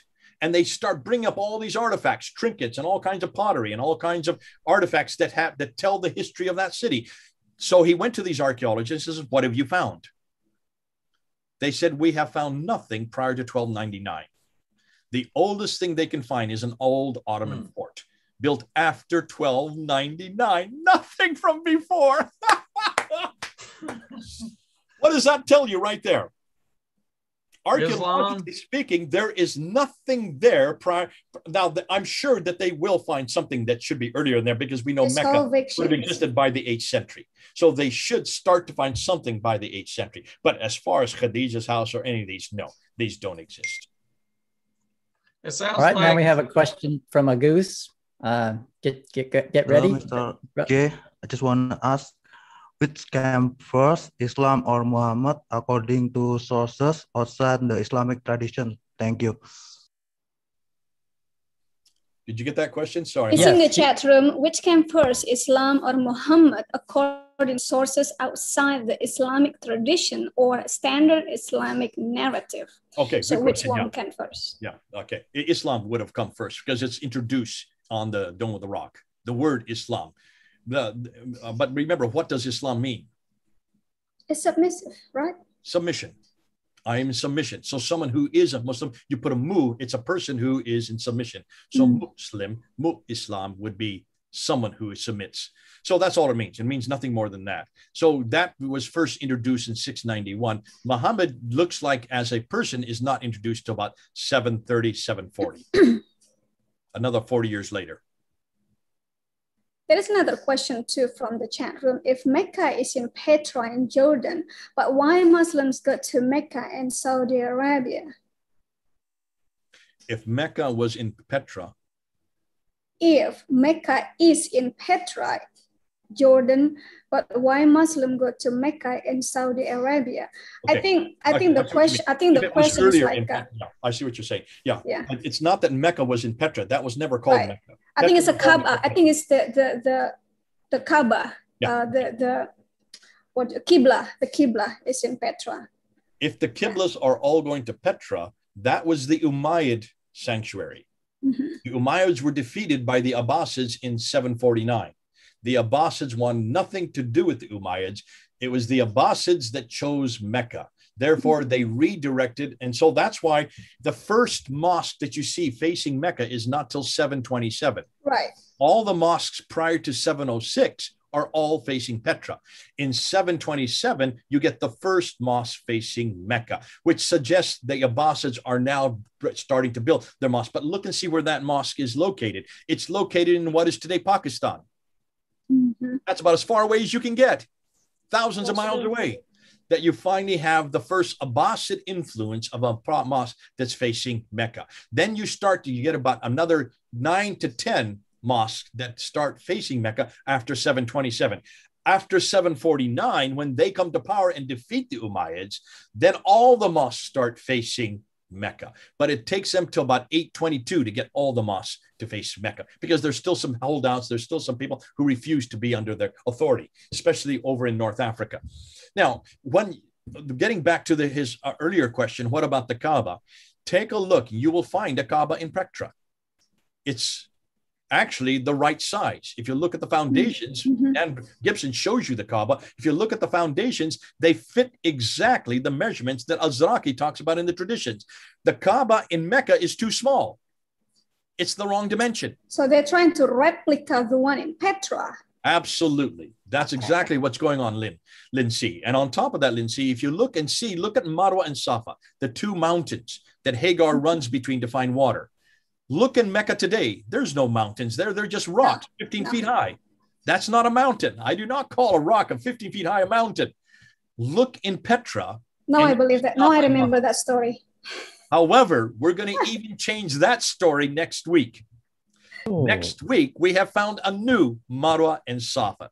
I remember that story because my ustad kept telling me about that two mountains that Hagar running between Fatma and Marwa. And now I'm out of Islam, come to Christ. I can see all clearly. And folks, I was embarrassed. If I'm a Muslim, I'll be embarrassed too. Lindsay, let me show you what's happened since 1980. Look how odd, how idiotic this gets. You know the Jamarat. The Jamarat is the pillar that they throw stones at, right? When yes. You had to throw 49 stones or 72 stones. Before 1980, it was always just one Jamarat, right? Yep. If you go to Petra, the Jamarat's there. You can see the base for it, one Jamarat. Go to Mecca today. You will see 3 Jamarats. What happened to one? Why 3 suddenly? Well, the devil's getting bigger.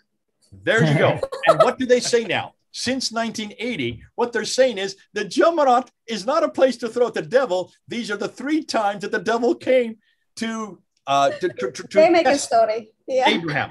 So these are the 3 tests of the devil by Abraham. That has just been created since 1980. That's in my lifetime, in your lifetime. So even as we speak, they're still creating new traditions. Yeah. Can you then understand, Scott, when you asked how is it that these traditions are of the Ansari, how did they all create them by the 9th century? They're still creating them in the 21st century. The reason they had to build 3 Jamarats is because there's too many people. They could not have everybody throwing stones at one place. So they had to build 3 to accommodate the huge millions of people coming to Mecca. And now they built 3 levels. It's just a matter of time before they'll build a 4th and a 5th. Right. So they're going to have to come up with another new tradition. So it's every time they build something new around Mecca, there's going to be new stories. A new tradition, a new hadith. Exactly. So I would say in Mecca, where the black rock is, the black Kaaba, in that area where you stone the devil, the same place also where Allah lives. So. Well, Allah is always where the black stone is. Now, let me ask you, Lindsay, as a Muslim, can you kiss something or can you revere something, any object? I've never been there, so I don't think so. Just hypothetically, I'm asking, I know you haven't been there, but are you permitted, when you're a Muslim, are you permitted to kiss a stone or revere a stone or worship a stone? No, I'm not supposed to, only that one. So why is that stone at the very center of Islam, the most holy place in all the world? What is that stone doing there? Well, to me, I think it's all about economy and politics. Okay, that's but theologically, how can you resolve that theologically? Just to make a story, there's Muhammad was there, and that was the biggest stone that God or Allah ever created. By you saying that, haven't you committed shirk right there? Supposed to. Haven't you committed shirk by even trying to answer that question? And are you not a mushrik now? And if you are a mushrik, then what are you going to do with chapter 9, verse 5 in the Quran, which says, slay the mushrikun wherever ye find them, besiege them, lay in wait with them at every kind of ambush. Can you see you have now fallen into heresy? That's and yet true. Every Muslim wants to kiss that stone. That's true. Every Muslim is participating in shirk. To me, why hasn't anybody mentioned this publicly? We're going to start doing it next week. Actually, we've been on the Indonesian apologetic. We've been mentioned that many, many times. But the problem is they lie. They believe their lie. That's the problem. It's like Robin Hood believed their lies, right? So my eyes were open now. The more I learn from you, from other brothers, more my eyes were open. This is ridiculous. Well, that's why we need to make sure that we get this out to the public, and that we need to make sure people like you need to make sure that others hear about it, because the enormous amount of contradiction that Islam is made up of, the enormous amount of lies, and the enormous weakness historically that Islam is dependent on, we need to expose those weaknesses. That's right. So Brother Jodie, Brother Scott, you need to bring more people like Jay Smith. We've had Robert Spencer, we've had Adam Seeker, we've had Usama Dakdock. Please go to our YouTube channel and look for those videos that were recorded, and we'll have them back. Some of them, whoever will come back, we'll have back. Right. We'll definitely have. This is the thing I see. This is the thing, and I see in America. Most Americans don't see the dangers of Islam. They see the dangers of they're chasing Jehovah's Witness and Mormonism or whatever, but they are no threat to American soil. But Islam is the threat on American soil, and we have to come together. We have to expose this. When you see the Muslims surrounding so peaceful, that because they're doing taqiyya. When they're little, they're submissive. But when they get a little bigger, they oppress you. So we have to get this for all Americans, especially for the church. The church has to start opening to this knowledge. Don't feel sorry for Islam. Feel sorry for yourself. Feel sorry for America. What's happened when America become Indonesia? When you just say, when you talk about Muhammad, you're not gonna go to jail. But sir, when you talk against Muhammad in Indonesia, in Pakistan, you go to jail. My head is halal in Indonesia because I spoke against Muhammad, and they're still chasing me. And she's correct. And that's one of the big problems that we're facing all around the world. There is a fear of saying this in public. And what I'm trying to do, and I think one of the things that we're trying to help people with, this kind of material, Lindsay, you can actually say in public. Now, there are some places in Indonesia you have to be very careful. I would not confront Muhammad in Indonesia, but you can confront the Quran in Indonesia. You can confront the Quran. Stay away from Muhammad for the time being. Confront the Quran. Look at all the qira'ats. That is, I go up on my YouTube site, and the one of the biggest countries that's pulling down my videos is Indonesia. Are you in Indonesia now? I'm in Florida right now. You're in Florida, but you're from Indonesia. I'm from Indonesia. Actually, I was a recruiter. I was a jihadist recruiter. Okay. In the past. So you know where you know of what I speak, and that's why that we're trying to get this kind of material out to them. Oh, hold on. We're trying to get this material out as best we can. And so it's so neutral, it's so devastating, and it is so foundational.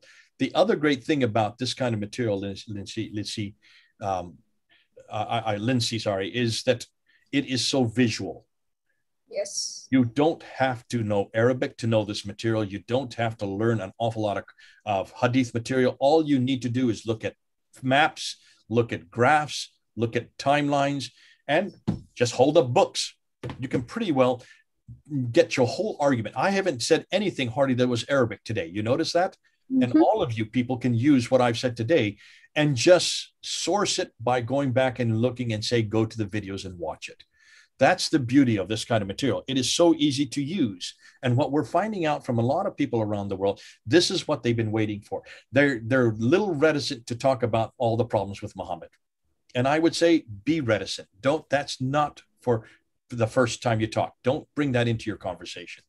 Just ask simple questions like, so you say Muhammad lived in Mecca. Prove it. Don't talk about the 9th and 10th century. Prove it from the 7th century. See how easy that is. So you say the Quran existed in 652 with Uthman. Prove it. Do you have a manuscript? Can you show me? Does one exist from the 7th century? See how easy that is. All you need to ask is prove it, prove it, prove it. That puts the onus on their shoulders and say, listen, I'm not asking you to prove it today. Come back next week. We're going to have coffee and let's prick it up in a week. But I want you to tell me, show me one reference to Mecca, show me one reference to Muhammad, show me one reference to the Quran in the 7th century. That's all I'm asking. Simple as that.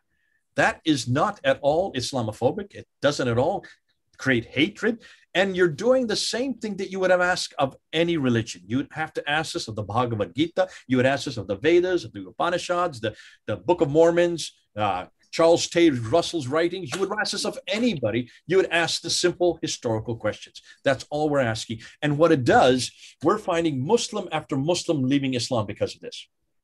I was just about 2 weeks ago. A girl came to one of my courses. I teach at Veritas. I think, Jodie, you're going to start taking courses with us. But I teach there, and we have now 5 professors. And we were in the middle of a talk there. I was doing a talk on Muhammad. And she asked to come in on the class, and we allowed her to come in. And in the Q&A period, she said, man, let me just tell you something. She was in a car because she could not speak from her home because she lives in Texas. Her mother, or she's half Pakistani and half Iranian, Muslim. And she says, I was told to look at one of your videos, Jay. And I didn't want to look at the video because I was in this discussion with this Christian she's studying to be a lawyer. She was going to sit for her bar exam. Amazingly bright individual, this Muslim lady, girl, in her 20s.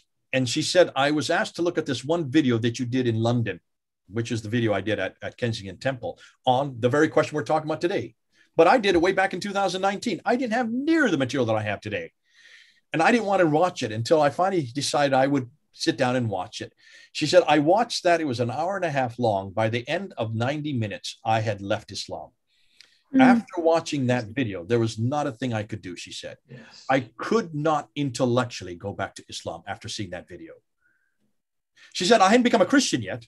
I hadn't become a Christian, but I still wanted to know God. I still believed in God. I still believe in the prophetic line. I still believe that there was a person named Jesus, and that was the next step. But you destroyed Islam in just 90 minutes. Now, that was 2 years ago, over 2 years ago. And I couldn't believe that something that could be that pivotal that quickly for just one individual of her intellect. But we're getting now reference after reference of people who have left Islam. They're commenting, they're sending it on my comments, and they've all left Islam because of this video or that video or another video that David Wood has done, or I have done, or Sam Shamoon have done, or Hatun Tash has done.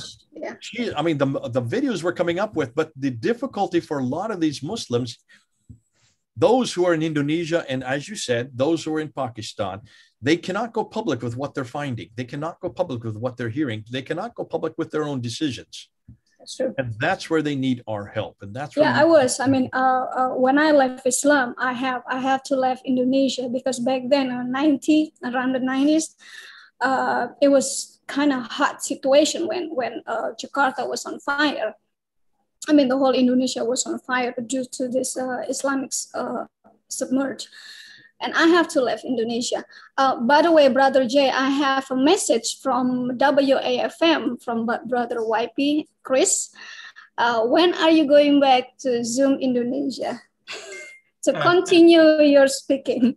So he needs to contact me. I'm waiting for a contact. If he can. Okay, YP, you have to contact Brother Jay. Chris, right now, Chris is on a mission.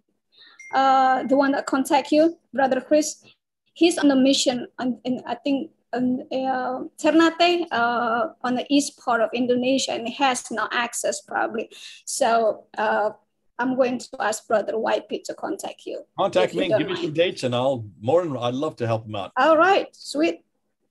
Jay, I've got a couple quick questions that should be easy to answer. First, Predicator asks if he can translate your videos.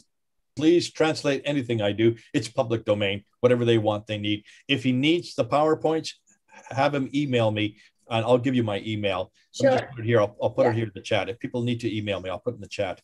Or you can give it to Scott or give it to Jodie, and Jodie can distribute it to us. If you would mind doing that, Lindsay, thank you so much. Yeah. So it's a lot easier. You know, it's a lot safer for you to contact the person who contact you than you put it into the public's. Right. I'm just playing safety. No, I know, because I've been harassed and harangued when Muslims got a hold of it. They spam my box enormously. So just either give it to Scott or Jodie, and they will distribute it to us. All right. Second quick question. The J asks, were there many people named Muhammad in the year 620 in Medina? It was a common name because it was the praised one. This is known all over that part of the world. Just like there were many Umars, it was a normal name.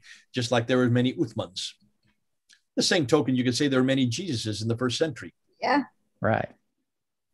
There's many names Scott too. Right. I see that there's lots of massive revivals. I think the second largest revival percentage-wise is in Iraq or Iran behind China. I see that this new information that there are many holes in the narrative. There's many people that's actually realizing and seeing dreams and visions in Muslim countries, and they're actually coming to the Lord Jesus Christ. Can you speak on the new findings we're have found out about Islam and and all these massive amounts of Muslims coming to Jesus through revival and seeing visions and seeing the facts? Could you speak on that? Yes, I would be, you're hearing an awful lot of this, and I would be careful about some of the sources you're getting. There's a number of things happening in missiology, Jodie, that I need to caution you about. There are groups of people called the Insider Movement. Are you familiar with that term? The Insider, I thought I heard about that. Yeah. None of you have heard about the Insider Movement? I've heard of it. I've heard of it. Scott, what do you know about the Insider Movement? Just so we're talking on the same page. The idea of the Insider Movement is that Muslims who become Christians would stay inside Islam, continue to go to mosque and dress as Muslims, to live among the people. And that's the Insider Movement, what I know. Yeah, that, and in just one sentence, that's a good definition of it. It's to stay inside. They don't have to leave Islam because Islam and we share the same God. We share the same prophetic line. Muhammad, we have no problem with Muhammad. He is a prophet. He's not a very good prophet, but he is still prophet. There's nothing wrong with the Quran because if you look at the Quran correctly, you can find the gospel in the Quran. Therefore, stay in the mosque, continue to do the 5 prayers, continue to call yourself a Muslim, and for all practical purposes, just love Jesus Christ as your Lord and Savior. And that's all you need to do. So that's the Insider Movement. And that's where most of these claims are coming from, Jodie. So be careful of the claims you're hearing. I'm just warning you, because they're the ones that are claiming millions that have come to Christ in Indonesia and in Bangladesh. But do you believe that these people have really come to Christ? Not when they're going to the mosque and not when they're still doing the 5 prayers, no. Why not? Since all they need to know that Jesus is Lord and Savior. Well, they need to know more than that. They need to not serve other gods as well. That's one of the commandments that thou shalt. They would say they serve the same God we serve. Allah and Yahweh are the same God. Well, you ask the scholars in Islam's and the scholars in Christianity, and they would both disagree with that statement that there's not the same God. Actually, the scholars would agree with that. Most scholars do believe that the Abrahamic faiths have the same God. Oh. Abraham was, whether you call it Allah, that's just the Arabic name for God, or you call it Yahweh, that's just the Hebrew name for God. It's the same God. How do you defend that? Ooh, I would just go with a lot of probably get together the sources of Islam and the sources of Christianity that would actually dispute that.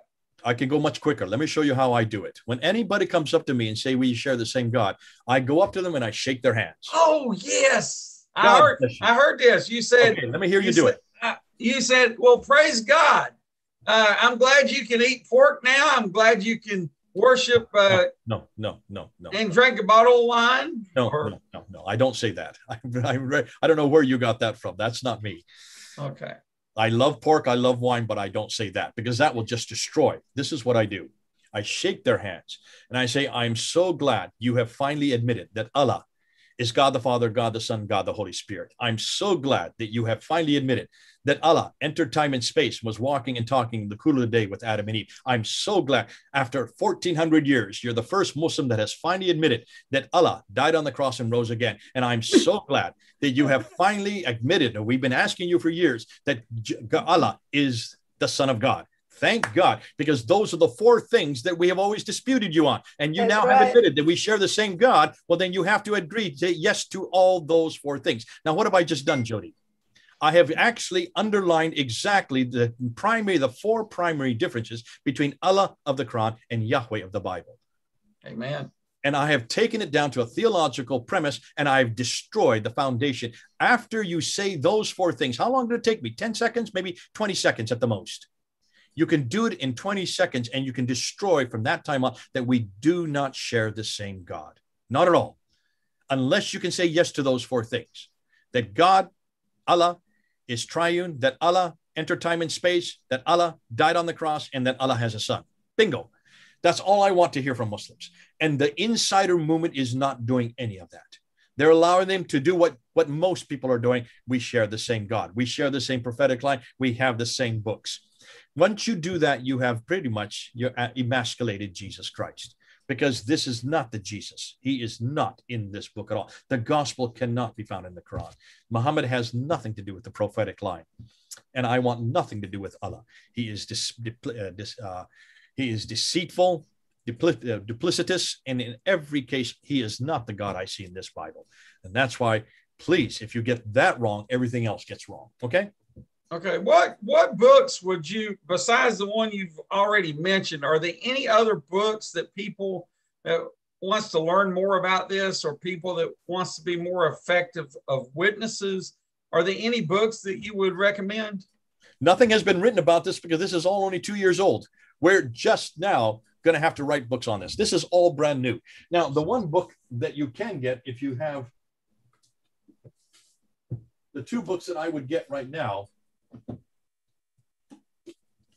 this is the one that was probably told to you by Robert. If Muhammad exists. Right. But this is coming out on July 13th. Yeah. I got the old version of that. Get the new one. It's Brother Jay, I have a book called It's All About Muhammad by F.W. Burlough. What do you think about that book? I'm sorry, I didn't catch the name. I have It's All About Muhammad by F.W. Burlough. I've never heard of it. What do you think? Let me show you the book. Hold on a second. But this is going, actually, he rewrote this book last year because of us. He came onto my show a year ago, and I started introducing all this new stuff on the inscription, the coins. Hold on, let me just look at it again real closely. It's All About Muhammad. Yeah. Never heard of him. Sorry. Never heard of him. Yeah. Let me give me the title again. Put it up. Let me see what it says. A biography of the world's most notorious prophet, illustrated. Now, is that a critical biography, or is that just another biography?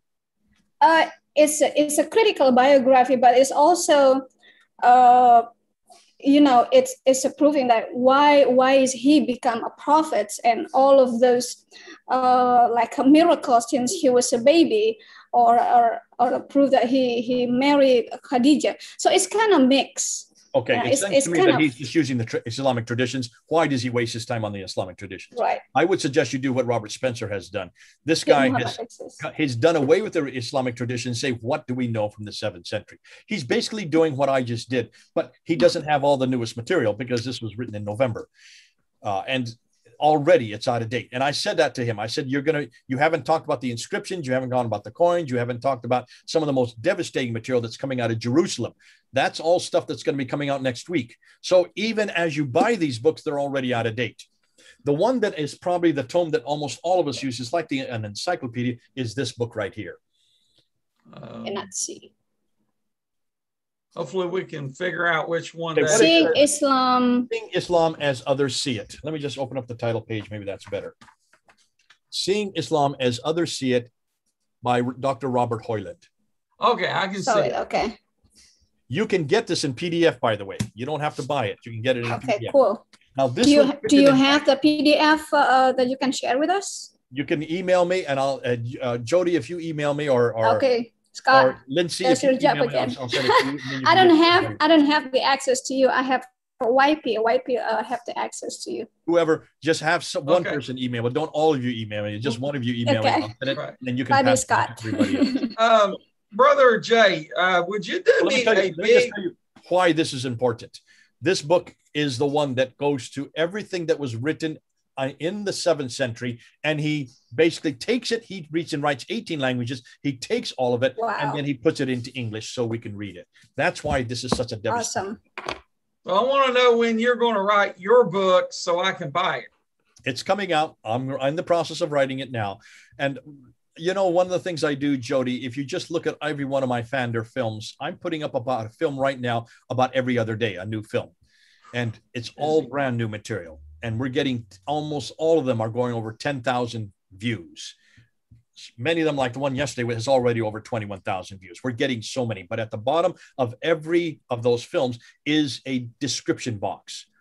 In the description box, I do a summary of everything I've had in that video. There's the summary. Now I'm pulling all those summaries together and writing a book out of it, because the thing you can't do in the description box, you can't put footnotes, you can't put bibliographical material, you can't put quotations. So that's all going to be coming in the book. So that's being put together as we speak. All right, our brother Adam Seeker has a question or comment. This is going to be have to be the last one. It's time to wrap things up. So Adam, what do you have to say? Yes, one of the major problems that Jay raised, the insider movement, that's happening a lot in Pakistan. It's so devastating that in Pakistan, now it's like a kind of a Christian cult / sect, whatever you may like to call it, which believes that even though Jesus is Lord, yet Muhammad is a prophet. And that's the movement that we have to destroy. And I fully agree with Jay on that. And we have to do more on this one for sure. Adam, thanks for that. And I would just say, one of the questions I always ask insiders, you can call him Lord and Savior, but then Muslims would say Jesus is Lord too. If Lord means he is an authority and a prophetic line. Savior, well, that's the function of every prophet. What I want to hear you say is Jesus Allah? Exactly. None of the insiders are willing to say that. And they are not willing to say that Jesus is part of the Trinity. They will not be Trinitarian. So how can you say that they understand Jesus as Lord and Savior, and who then died on the cross? And what was the purpose if he wasn't God? Bingo. I mean, that goes right to the heart of everything we believe. If we do not believe that was God that was dying on the cross, then how can we say we're still damned? How can we say that we're saved?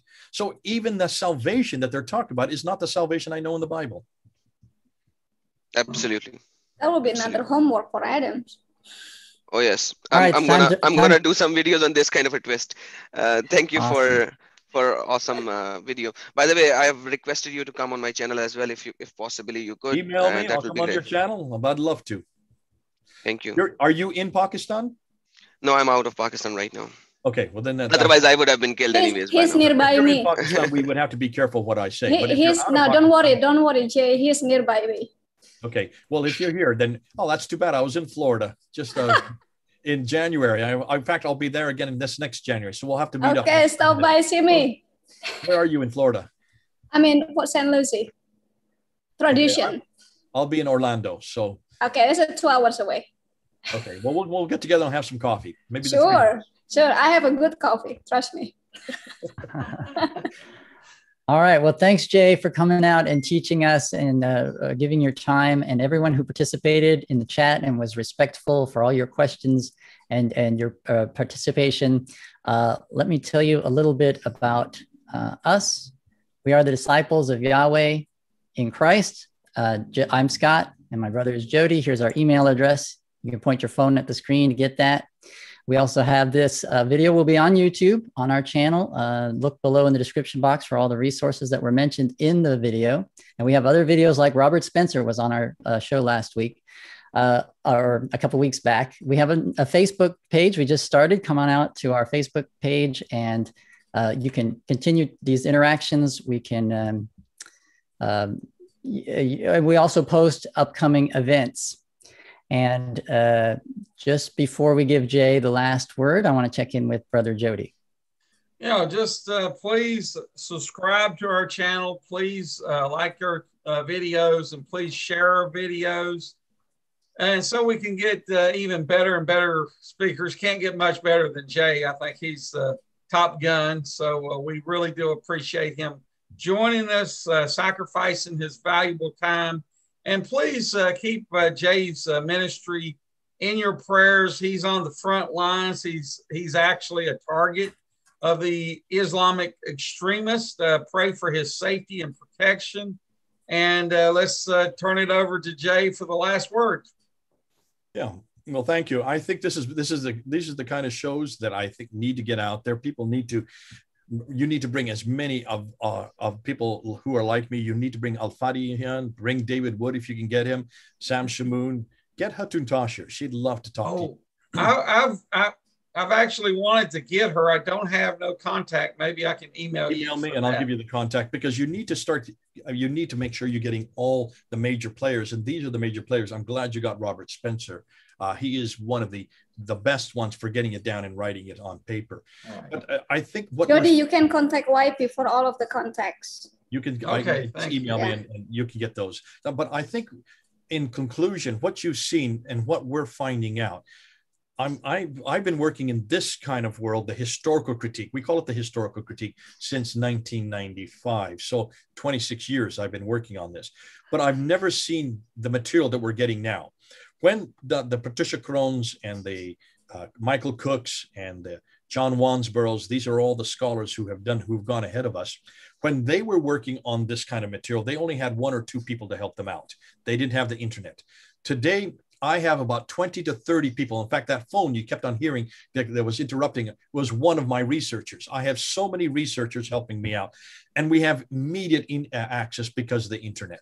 We are getting so much new material. It's almost hard to keep up with it. I could almost put up a video a day, but I've got so many other responsibilities. I can't do that. But everything we're putting up is brand new. Everything we're putting up, if you can see, almost everything we're putting up, no one has put up before. That shows that there's an enormous amount of new research yet to uncover. And as I say, the more we scratch, the more we find. The more we find, the more we shine. The more we shine, the more they whine. Oh, how sublime. That the fact that we're able to unpack so much and so many artifacts, murals, tablets, stelas, artifacts such as buildings, rock inscriptions, coins, and then, of course, the manuscripts. The more that we look at them, the more that we're coming up with not only the evidence that Islam did not exist at the time of Prophet Muhammad, was not introduced by a man named Muhammad, had nothing to do with Muhammad of the 9th and 10th century. What we now know is that this was a Christian sect that started ameliorating and started to be formed as to give the Arabs their identity. And the Arabs wanted their distinct identity from the line of Ishmael because they didn't have a scripture like the Jews and the Christians had. They didn't have a prophetic line like the Jews and the Christians had. So how are you going to get your own prophetic line? How are you going to get your own revelation? You're going to have to create that prophetic line, and you're going to have to create that book. Once they got the book and the man, they need the place. Once they had the place, Islam then formed.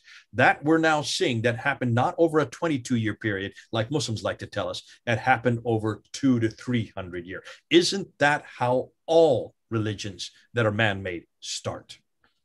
That's all we have to say today. It looks like we have an awful lot yet to unpack. The next time I come on, I'll have even more new material to introduce to you. God bless you. It's been God great bless to be you. with you for this Thank you. hour and a half.